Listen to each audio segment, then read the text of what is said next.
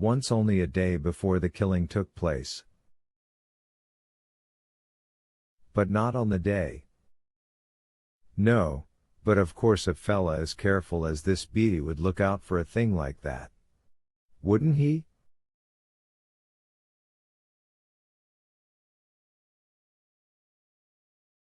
I suppose.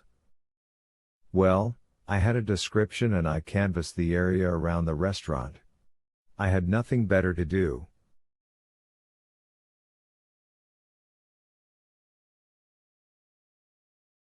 For a week all I got was blisters and a few cups of Mercy coffee, none as good as yours, though. And I was about to give up. Then I happened to stop at a place downtown.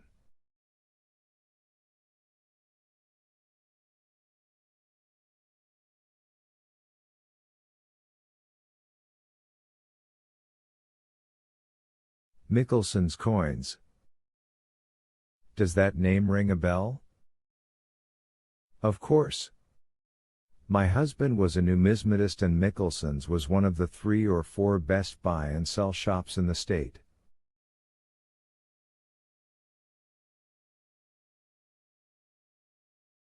It's gone now.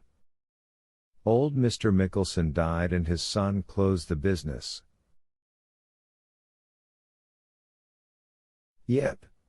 Well, you know what the song says, time takes it all in the end, your eyes, the spring in your step, even your friggin' jump shot, pardon my French.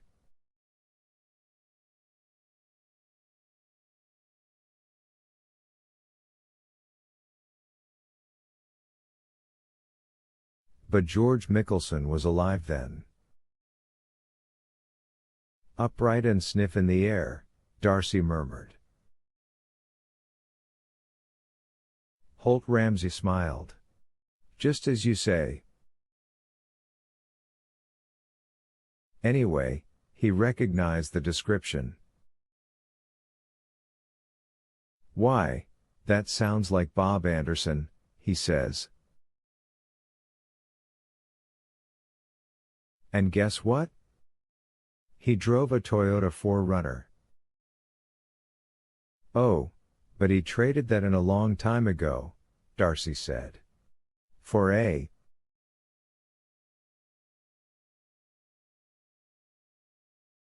Chevrolet Suburban, wasn't it? Ramsay pronounced the company name chivalry. Yes. Darcy folded her hands and looked at Ramsay calmly.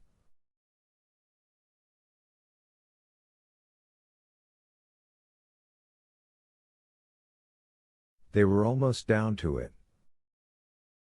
The only question was which partner in the now dissolved Anderson marriage this sharp-eyed old man was more interested in.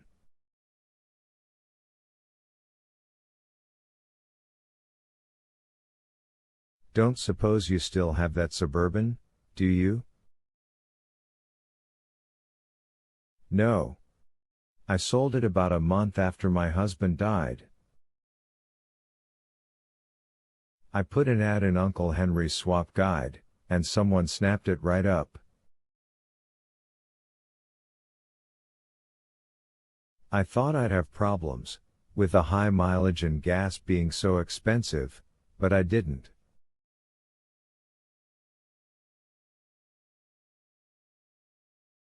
Of course I didn't get much. And 2 days before the man who bought it came to pick it up, she had searched it carefully, from stem to stern, not neglecting to pull out the carpet in the cargo compartment.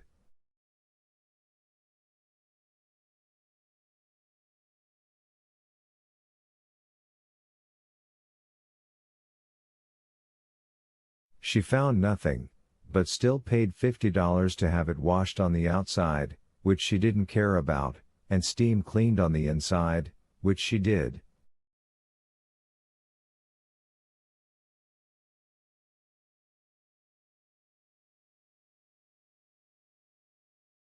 Ah. Good old Uncle Henry's. I sold my late wife's Ford the same way. Mr. Ramsay. Holt. Were you able to positively identify my husband as the man who used to flirt with Stacy Moore?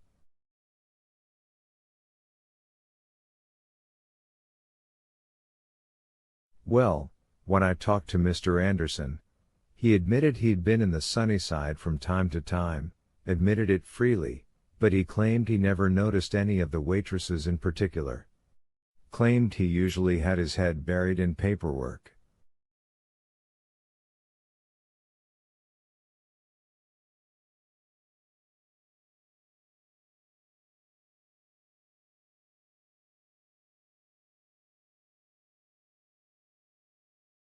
But of course I showed his picture, from his driver's license, you understand, and the staff allowed as how it was him.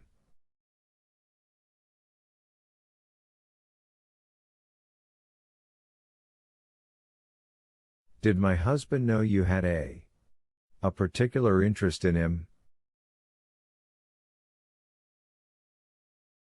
No. Far as he was concerned, I was just old Limpin' Lenny looking for witnesses who might have seen something.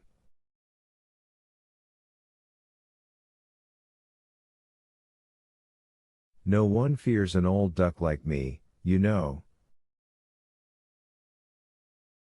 I fear you plenty. It's not much of a case, she said.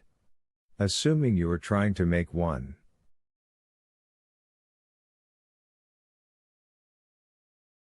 No case at all. He laughed cheerily, but his hazel eyes were cold.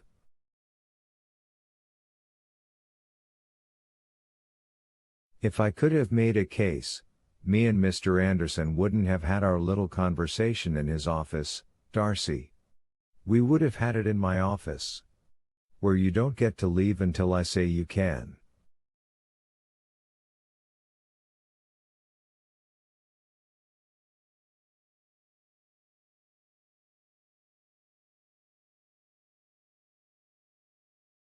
Or until a lawyer springs you, of course. Maybe it's time you stopped dancing, Holt.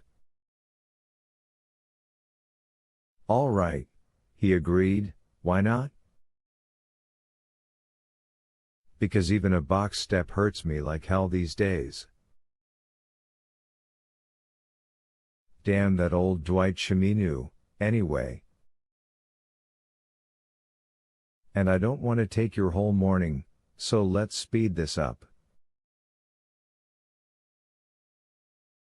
I was able to confirm a Toyota 4Runner at or near the scene of two of the earlier murders, what we call Beatty's first cycle.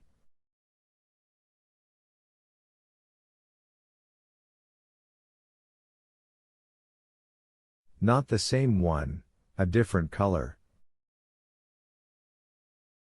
But I was also able to confirm that your husband owned another 4Runner in the 70s.